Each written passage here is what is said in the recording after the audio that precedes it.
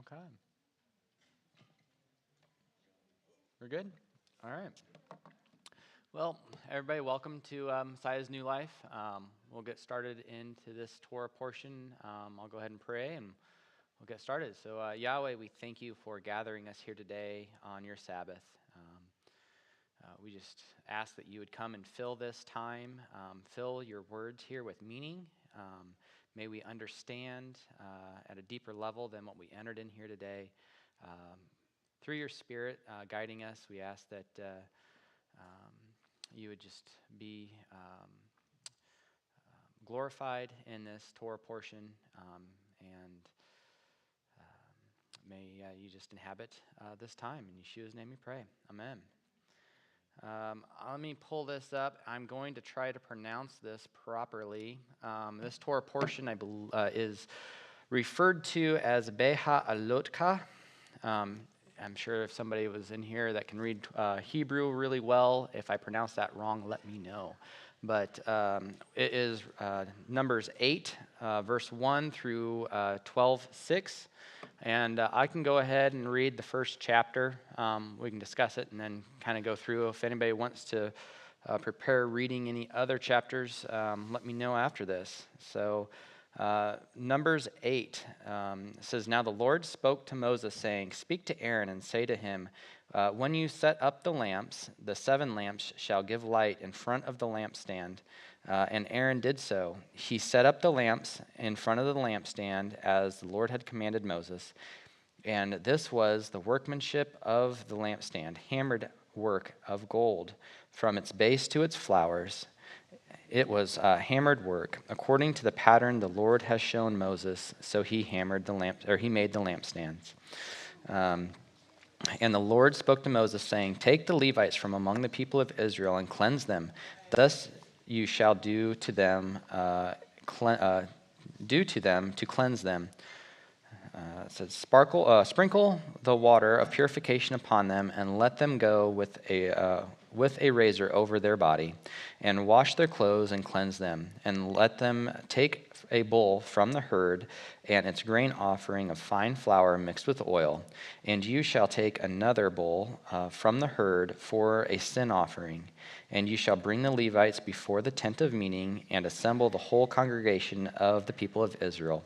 When you bring the Levites before the Lord, the people of Israel shall lay their hands on the Levites, and Aaron shall offer the Levites before the Lord as a wave offering for the people of Israel, that they may do the service of the Lord.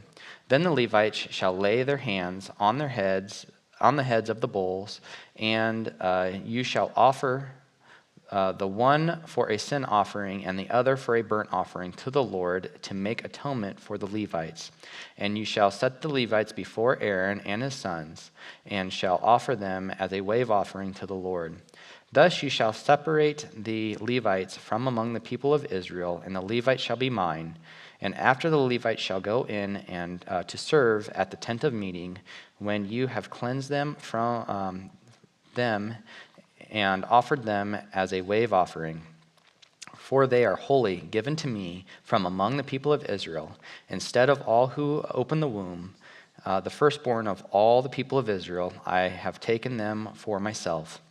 For all the firstborn among the people of Israel are mine, both man and of beast. On the day that I struck down the firstborn in the land of Egypt, I consecrated them for myself. And I have taken the Levites instead of all the firstborn among the people of Israel, and I have given the Levites as a gift to Aaron and his sons from among the people of Israel, to do the service of the people of Israel at the tent of meeting, and to make atonement for the people of Israel, that there may be no plague among the people of Israel when the people of Israel come near the sanctuary. Thus did Moses and Aaron and all the congregation of the people of Israel to the Levites, according to all that the Lord had commanded Moses concerning the Levites. The people of Israel did to them. And the Levites purified themselves from sin and washed their clothes, and Aaron offered them as a wave offering before the Lord, and Aaron made atonement for them to cleanse them. And after that, the Levites went in to do their service in the tent of meeting before Aaron and his sons. As the Lord had commanded Moses concerning the Levites, so they did them.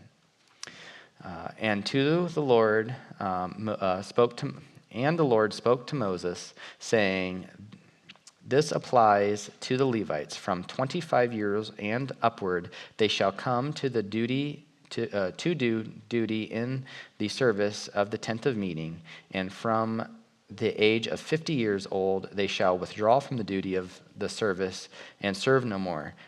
They minister to their brothers in the tent of meeting by keeping guard, but they shall do no service. Thus shall you do to the Levites in assigning their duties."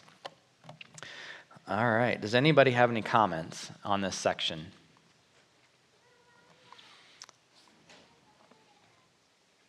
We can see here that the cleansing of the Levites is very similar to the Nazirite vow, with shaving of their body. It does say take a razor all over their body, so it would be from their feet to their head.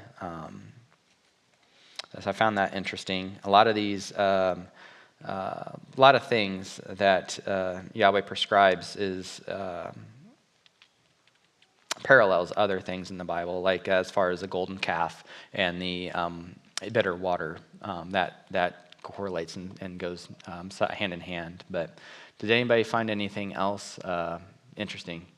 John has a question or an answer. Well, hopefully it's an answer of something. The Egyptians also shaved all their bodies to avoid lice. But the end where the Levites up to 50 years can serve, and after that they have an advisory about a possibility is similar to the advisory status of the priests as well, both at the age of 50. Yeah, somebody can correct me if I am wrong here, but in here it says that the Levites will start working when they're 25 in the tent of meeting. I believe other places say 30, so there's a discrepancy of 5 years. And from what I understand is that 25 they go in and they are like an apprentice and they're shadowing, and then when they're 30 they actually perform the work and do the duties. But if anybody has anything else, if not, oh yes, we have I got two. Well, Nick, the mic is by you, and then we'll go. Whether this is a correlation to it or not, I just thought it was kind of interesting when they shave their entire body, and then with what Yeshua said, unless you are like one of these little children, you'll not enter the kingdom. And how do children enter the world? They enter the world basically with no hair on their body and kind of naked. I don't know. That was just something that came to mind. And it was interesting on the priestly thing there, where the age that got brought up too. I thought it was interesting in Luke when it talks about Zechariah and Elizabeth. It says they were advanced in years, but they were still doing some of the service. And it kind of looked in there as though their required service is between those amounts of time, but yet it says they can serve in a position as an assistant or advisory or whatever. But we kind of do see that with Zechariah and Elizabeth, because it says they were old and advanced in years, right? But they were still serving at the temple. So it probably takes away, I would think it took away from the laborious part of it, because the priests had to be pretty strong, right? With all the sacrifices that were being done, and they also had to be able to do this from morning till evening, right? It was long days. So someone who is elderly would have a little harder time with that, so they would be put on more light duty stuff, I would assume.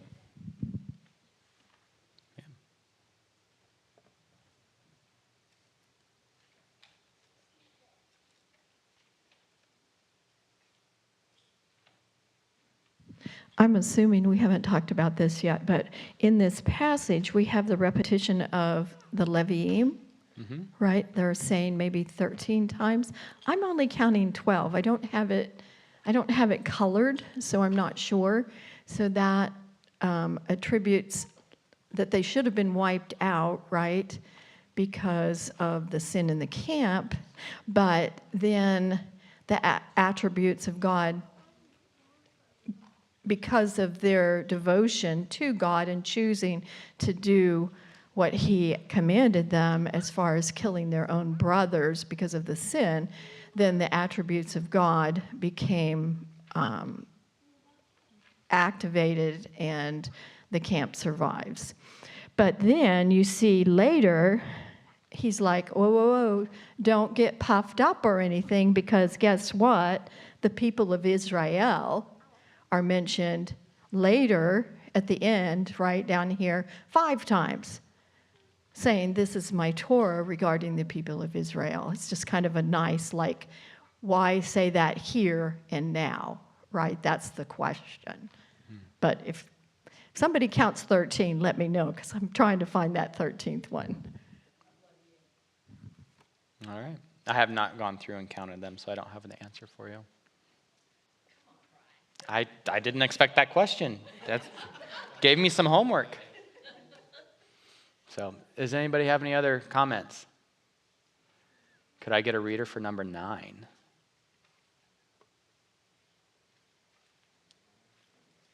We got 2 on the left, so you can fight over the mics.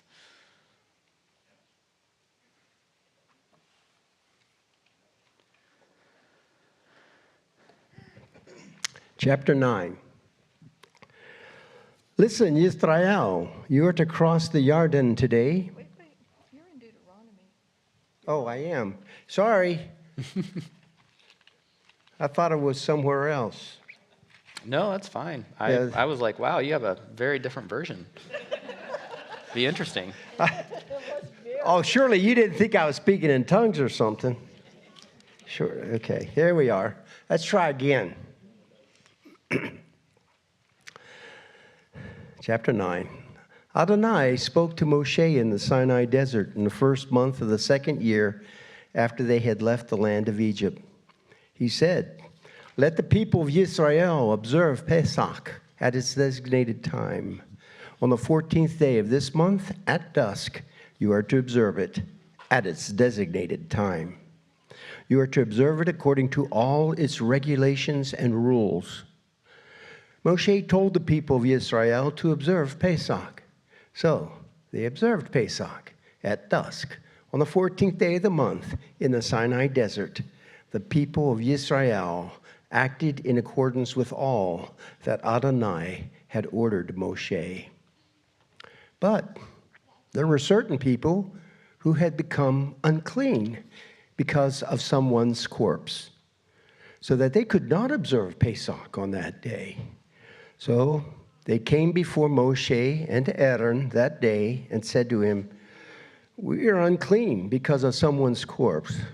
Why must we be kept from bringing the offering to Adonai at the time designated for the people of Israel? Moshe answered them, wait, so that I can hear what Adonai will order concerning you. Adonai said to Moshe, tell the people of Israel, if any of you now or in future generations is unclean because of a corpse, or if he is on a trip abroad, nevertheless he is to observe Pesach. But he will observe it in the second month on the 14th day at dusk. They are to eat it with matzah and maror. They are to leave none of it until morning, and they are not to break any of its bones. They are to observe it according to all the regulations of Pesach. But the person who is clean and not on a trip, who fails to observe Pesach, will be cut off from his people, because he did not bring the offering for Adonai at its designated time. That person will bear the consequences of his sin. If a foreigner is staying with you and wants to observe Pesach for Adonai, he is to do it according to the regulations and rules of Pesach. You are to have the same law for the foreigner as for the citizen of the land. On the day the tabernacle was put up, the cloud covered the tabernacle, that is, the tent of the testimony. And in the evening, over the tabernacle was what appeared to be fire, which remained until morning. So the cloud always covered it, and it looked like fire at night. Whenever the cloud was taken up from above the tent, the people of Israel continued their travels, and they camped wherever the cloud stopped. At the order of Adonai, the people of Israel traveled. At the order of Adonai, they camped. And as long as the cloud stayed over the tabernacle, they stayed in camp. Even when the cloud remained on the tabernacle for a long time, the people of Israel did what Adonai had charged them to do and did not travel. Sometimes the cloud was a few days over the tabernacle, according to Adonai's order. They remained in camp. And according to Adonai's order, they traveled. Sometimes the cloud was there only from evening until morning. So when the cloud was taken up in the morning, they traveled. Or even if it continued up both day and night, when the cloud was up, they traveled. Whether it was 2 days, a month, or a year that the cloud remained over the tabernacle, staying on it. The people of Israel remained in camp and did not travel, but as soon as it was taken up, they traveled. At Adonai's order, they camped, and at Adonai's order, they traveled. They did what Adonai had charged them to do through Moshe. Thank you, Stevie. See if anybody has any comments. John has one.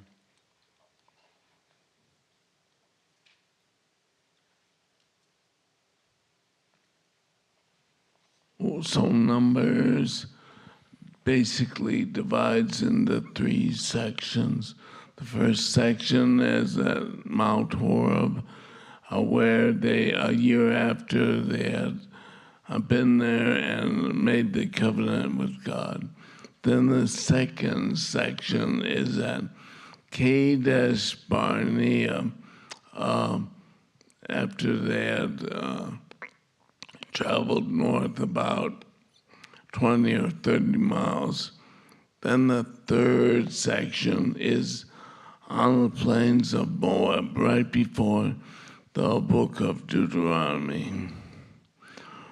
So we are finishing the first section. The second section starts at chapter 10, verse 11.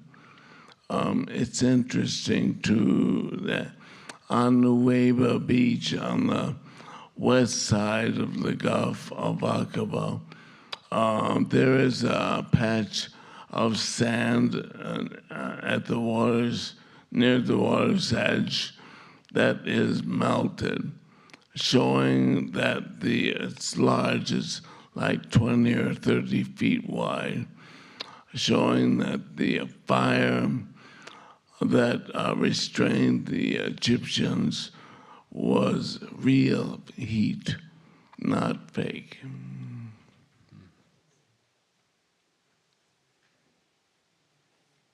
Let's come.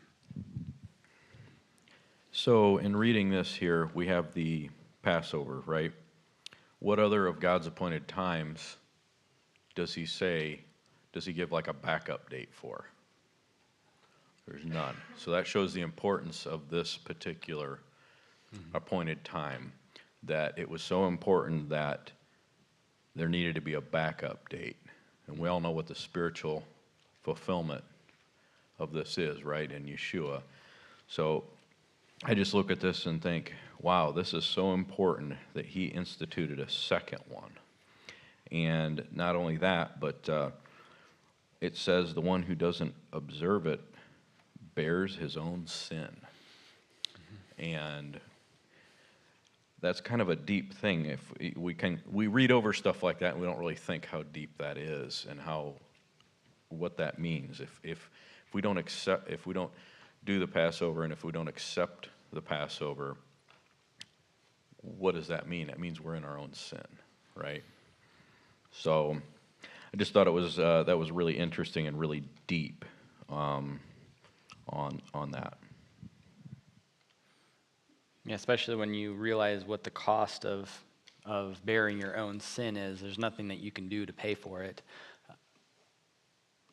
Ooh. Yes, Kevin. Is it one or both? Because in Passover, aren't we supposed to seek forgiveness before we partake? And if we didn't do Passover, then so I was curious: was it the sin of not doing Passover, or was it the sins that you carried that you didn't get forgiven for? I didn't get all of that question, but yes, I think you were saying about seeking forgiveness. Are you talking? Yes, barrier. Yes. Is it the sins that you racked up, or the sin of not attending Passover? Is what Kevin's asking. Oh, I think the original one in my quick thought process here, the original one would be the sins of that you have committed in your life up to that point, and then obviously if you don't observe Passover, then you are to bear that guilt. So the first Passover we see in Exodus, what were they delivered from? Mm-hmm. They were delivered from slavery to sin, right? So Egypt signifies slavery to sin. So they were delivered up out of Egypt, out of slavery, and it says don't return again to slavery to sin. So I look at it as a yearly observance of realizing we were delivered from slavery to sin, and we're delivered unto righteousness to do righteous deeds. And if we return to not observing that, we're returning to sin, right? I mean, yeah. I mean, each year that you observe it, I mean, we're on our walk until Messiah comes back is just a sanctification walk. So, yes, obviously, Yeshua died on and was crucified once and for all sin. But as we walk our life, we continually are falling. And this is just another physical reminder of our willingness to be, wanting to be in covenant with Yahweh. And kind of like baptism is not necessarily a one-time thing. You can get baptized over and over again. In that thought process, that makes sense to me, is like you're doing this again. It's not for salvation, but you're just recommitting yourself each year again to his covenant and acknowledging that covenant. Did I do a good job in getting my thought process right? Also, Raymond had his hand up a while ago. So if that was Raymond's in the front up here.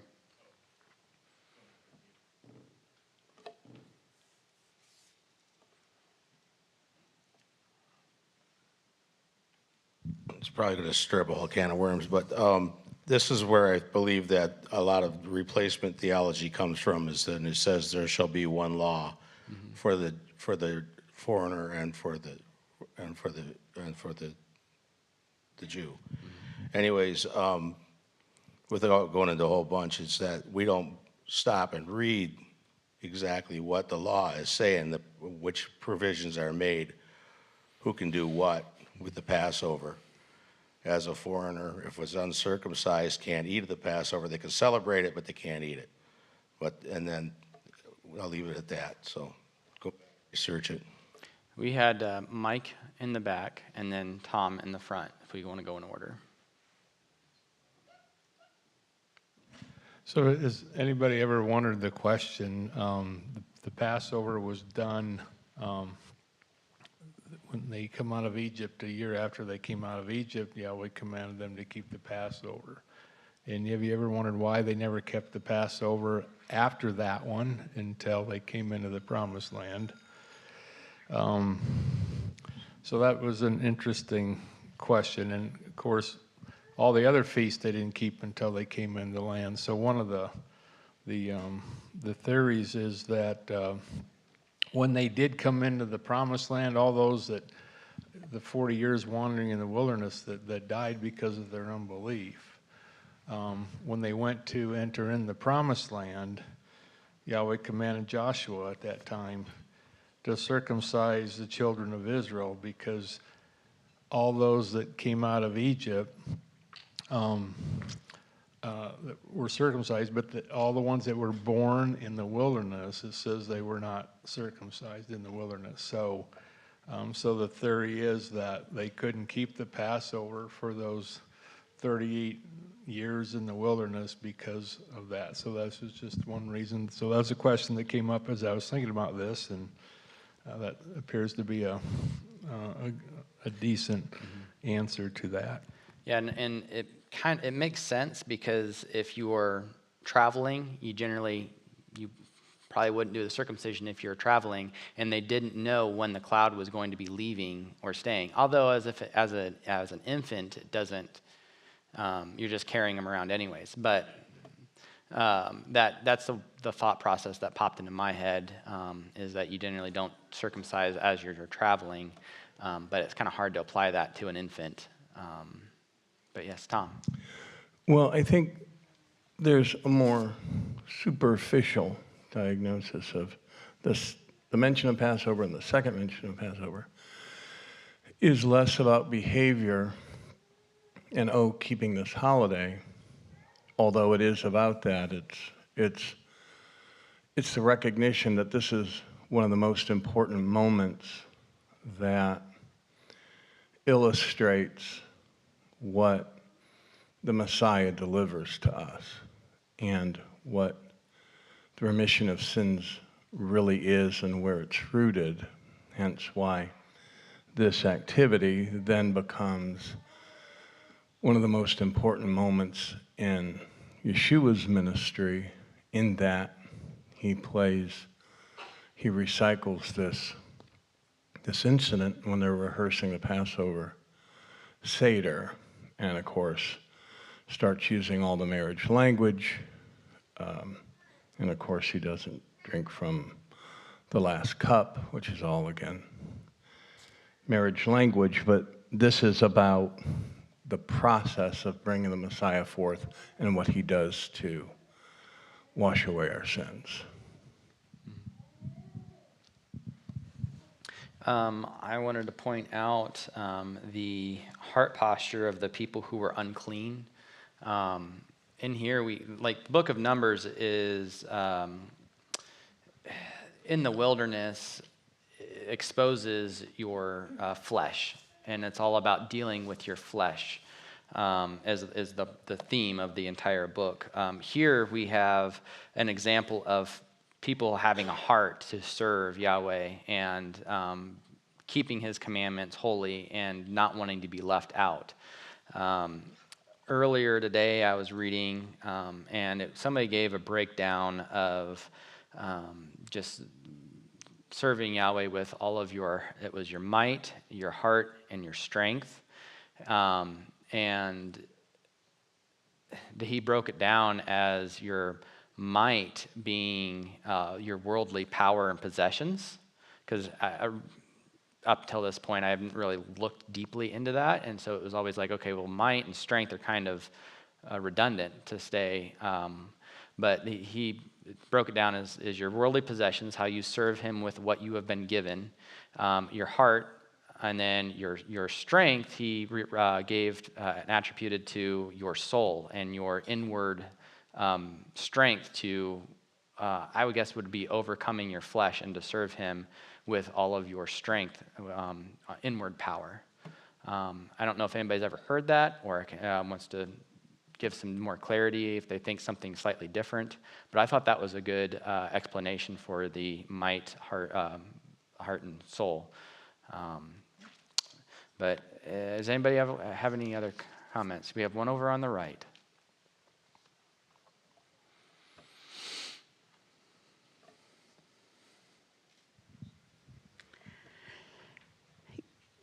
I was wondering, the Passover at the time of Yeshua, before his death on the cross, to keep it, the males 12 and older had to go to Jerusalem, where there was a literal temple, a literal Levitical priesthood. They had to take sacrifice.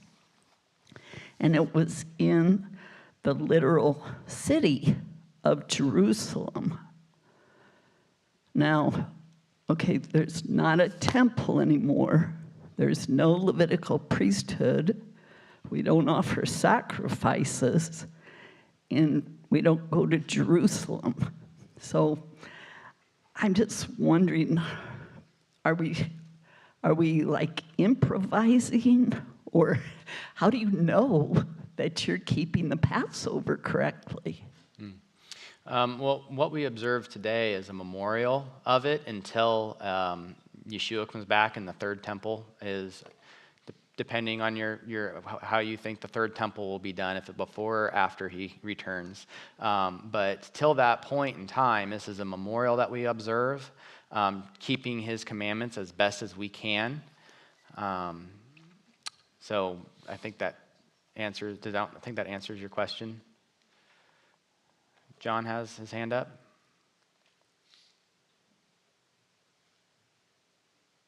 Tom caught that parallel with Christ's death on the cross as an atonement for sin, the same as Passover. There are also other parallels. For example, the Passover lamb was to be eaten only on that day, signifying that Christ's death on the cross for our sins.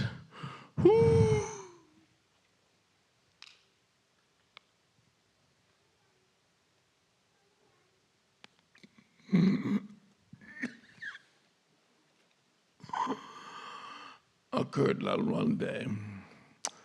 And also the fact that the Passover lamb, none of the bones were to be broken. It was very common when eating the bones of an animal back then, they would break the bones to eat out the marrow. But as you may know, in the death of Christ on the cross, none of his bones were broken, even though the bones of the thieves on both sides of him were broken by the Romans. They would use a heavy mallet and strike their legs to break the bones. Yes. And they did, the reason why that was done is because it was getting close to sundown, and the Jews did not want anybody hung on the cross on Passover. So when they broke the knees of the criminals on the left and the right of Yeshua, it was to prevent them to be able to lift themselves up to get a breath of air, because every time they had to breathe, would have to put pressure on their feet where the nails were through to get air in their lungs, and that would basically suffocate them. So that's why they did that to the criminals on left and right, but then obviously when they got to Yeshua, he was already dead. So, yes. So Yeshua is our Passover. Yep. And he instituted the Lord's Supper, said, do this in remembrance of me. So you said Passover was like a memorial, a remembrance.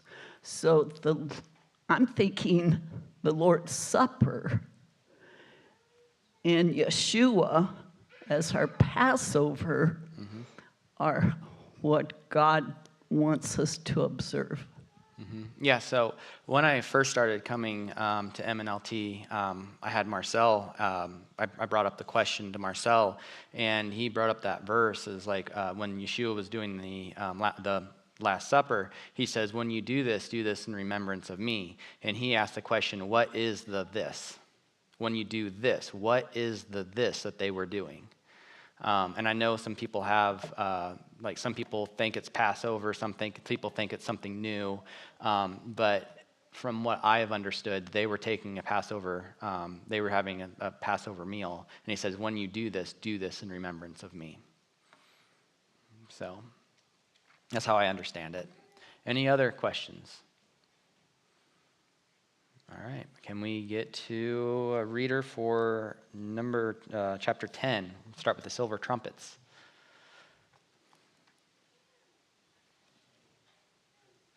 Okay, what we got? All right. I don't mind reading, but I'm pretty sure other people's voices are better than mine.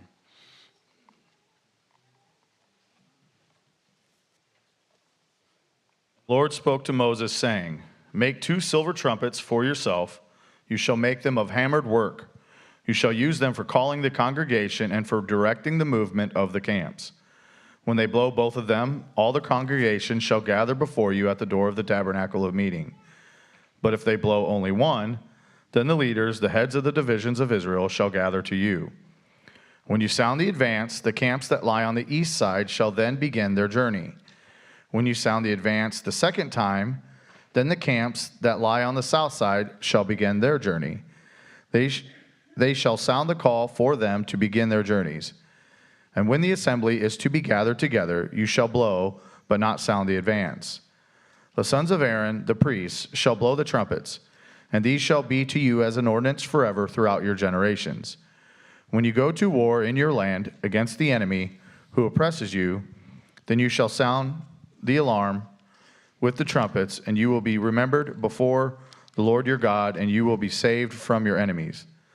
Also in the day of your gladness, in your appointed feasts, and at the beginning of your months, you shall blow the trumpets over your burnt offerings, and over the sacrifices of your peace offerings, and they shall be a memorial for you before your God.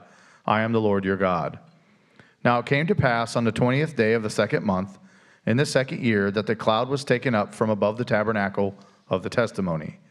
And the children of Israel set out from the wilderness of Sinai on their journeys. Then the cloud settled down in the wilderness of Paran. So they started out for the first time according to the command of the Lord by the hand of Moses. The standard of the camp of the children of Judah set out first according to their armies. Over their army was Nahshon, the son of Aminadab. I should have let her read. Over the army of the tribe of the children of Issachar was Nathaniel, the son of Zuar. And over the army of the tribe of the children of Zebulun was Eliab, the son of Helon. Then the tabernacle was taken down, and the sons of Gershon and the sons of Merari set out, carrying the tabernacle. And the standard of the camp of Reuben set out according to their armies. Over their army was Eleazar, the son of Shadur. Over the army of the tribe of the children of Simeon was Shelumiel, the son of Zurishaddai. And over the army of the tribe of the children of Gad was Eliasaph, the son of Duel. Then the Kohathites set out, carrying the holy things. The tabernacle would be prepared for their arrival. And the standard of the camp of the children of Ephraim set out according to their armies. Over their army was Elishama, the son of Ammihud. Over the army of the tribe of the children of Manasseh was Gamaliel, the son of Padazur. And over the army of the tribe of the children of Benjamin was Abidan, the son of Gideoni. Then the standard of the camp of the children of Dan, the rear guard of all the camps, set out according to their armies. Over their army was Ahahizar, the son of Ammishaddai. Over the army of the tribe of the children of Asher was Pagiel, the son of Okran. And over the army of the tribe of the children of Naphtali was Ahira, the son of Enan. Thus was the order of march of the children of Israel according to their armies when they began their journey. Now Moses said to Hobab, the son of Ruel, the Midianite, Moses' father-in-law, We are setting out for the place of which the Lord said, I will give it to you. Come with us, and we will treat you well. For the Lord has promised good things to Israel. And he said to him, I will not go, but I will depart to my own land and to my relatives. So Moses said, Please do not leave, inasmuch as you know how we are to camp in the wilderness, and you can be our eyes. And it shall be, if you go with us, indeed it shall be, that whatever good the Lord will do to us, the same we will do to you. So they departed from the mountain of the Lord on a journey of 3 days. And the ark of the covenant of the Lord went before them for the 3 days' journey to search out a resting place for them. And the cloud of the Lord was above them by day when they went out from the camp. So it was, whenever the ark set out, that Moses said, Rise up, O Lord, let your enemies be scattered, and let those who hate you flee before you. And when it rested, he said, Return, O Lord, to the many thousands of Israel. Thank you. We have a couple things in here to point out. One is when Moses was trying to get his... thank you for reading all these names, by the way. Reuel, the Midianite, Moses' father-in-law, this is an example of joining yourself to Israel. If you are not native born, and obviously there were people who were a mixed multitude before Mount Sinai, and then they were all grafted in, whoever was not native born. And then after that, this is another, once they are leaving Mount Sinai, this is another example of joining yourself to Israel. It's Moses says, whatever Yahweh does for us, we will do for you. It's like you will share in whatever Yahweh has promised and whatever he has given to us. So that's just another example of being grafted in. The invitation is there for anybody who wants to join. And then who here has heard of the 7 pillars of Torah? 7 pillars of Torah. So there's 5 books.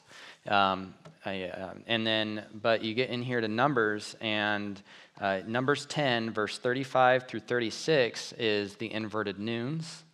And if you look at it, the inverted noons, it would be like in English, it would be like parentheses, parentheses. And it would be end caps, and it says, and whenever the ark set out, Moses said, Arise, O Lord, and let your enemies be scattered, and let those who hate you flee before you. And when it rested, he said, Return, O Lord, to the thousands of Israel. And they break that up into they put so much emphasis on that, and when I say they, it's like the scribes and the Pharisees. They put so much emphasis in that section that they make it its own. So you have up to from Numbers 1 through 10:34 is like they say that's a book, and then they say these 2 verses right here. They say it's its own section, and then you have the part 3 of the book of Numbers. And they refer to it as the 7 pillars of Torah. So out of the 5 books, you could add 2 more because it's broken up this way. I didn't know if anybody's seen that before. I find it very interesting that there's so much prophecy in verse 35 and 36 that it is given such high regard. So, does anybody have any comments? Got Mike.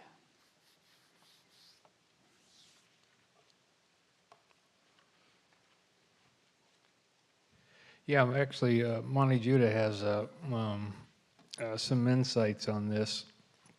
And what the inverted noons represent, this is resurrection language right here. And I believe it's in the center of the Torah, if I'm not mistaken. And but this concept, rise up, that's the resurrection. Messiah, and let his enemies be scattered. And he said that, through his death, he conquered the grave. He conquered the enemy, and through that gave salvation that all the prophets were waiting for. Gave salvation a living hope for everyone that believes. And so this is very significant in terms of the resurrection prophecies. Another thing, if you look at inverted noons, it looks like cherubim having one wing up and one wing down, which how I view the Ark of the Covenant. When the cherubims are on top, one wing is up, one wing is down, and it looks like a seat, and Yeshua would sit on it.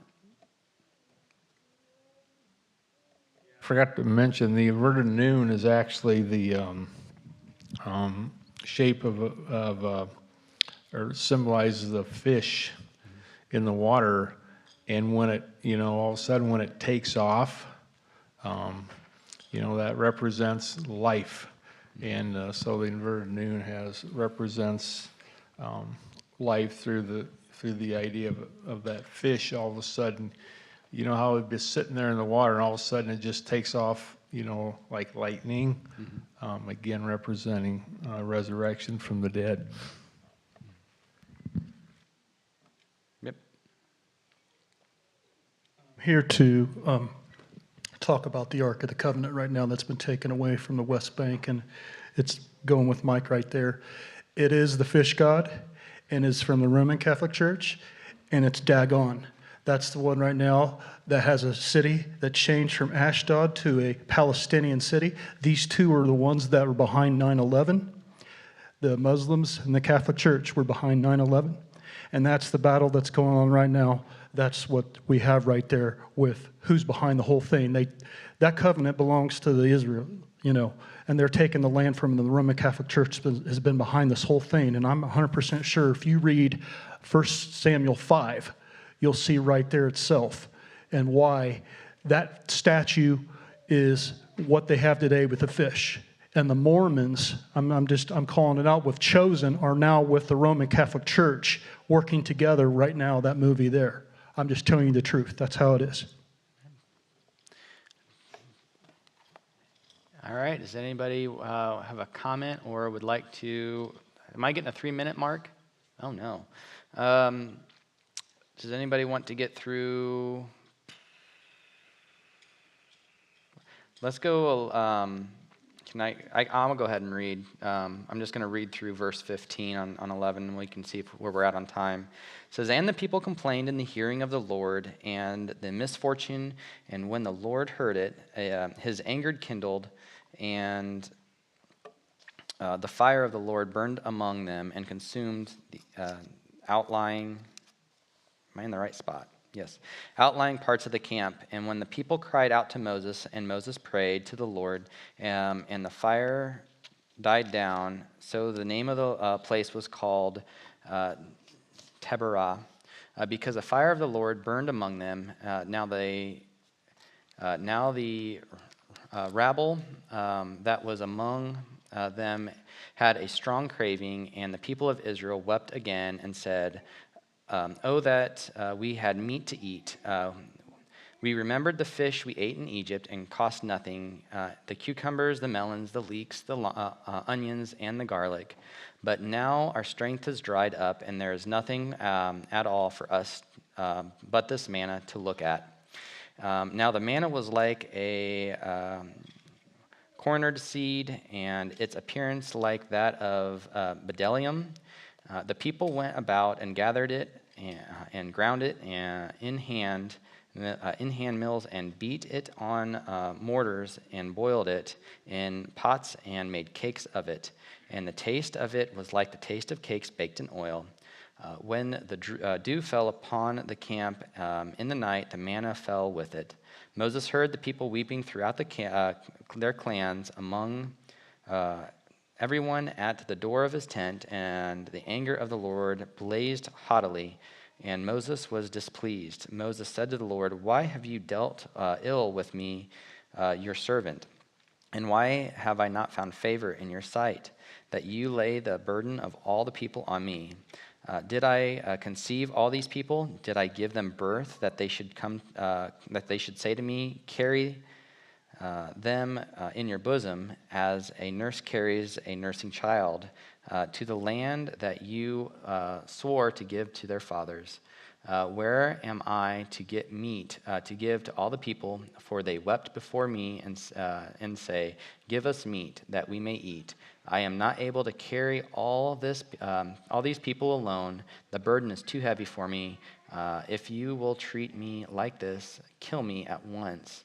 If I find favor in your sight, that may not see my wretchedness. I don't know if I have enough time to get any more. Do we have any comments or questions? Because that was kind of bookend really quickly. We do see that people's flesh is coming up. Their needs were met, but with the manna, but their flesh was craving more, and they were displeased with how Yahweh was providing for them. And so this is a very good lesson in contentment. And even though our needs are met, even though our flesh desires more, we should be content in what Yahweh provides for us, and not seeking after fleshly desires. I'm out of time. We can continue this. We got like another chapter and a half to do after lunch today. So I'll pray and we'll finish up. So Yahweh, we thank you for just your spirit moving in here today, just bringing up all of our thoughts and questions and giving us answers. Yahweh, we ask that you would be glorified today in our coming services, and that you were glorified in this Torah portion. Yahweh, this is all for you, and we are here because of you. And may our thoughts and our hearts just reflect on everything that you have said and that you are doing in our time, Yahweh. And we thank you for this in Yeshua's name. Amen.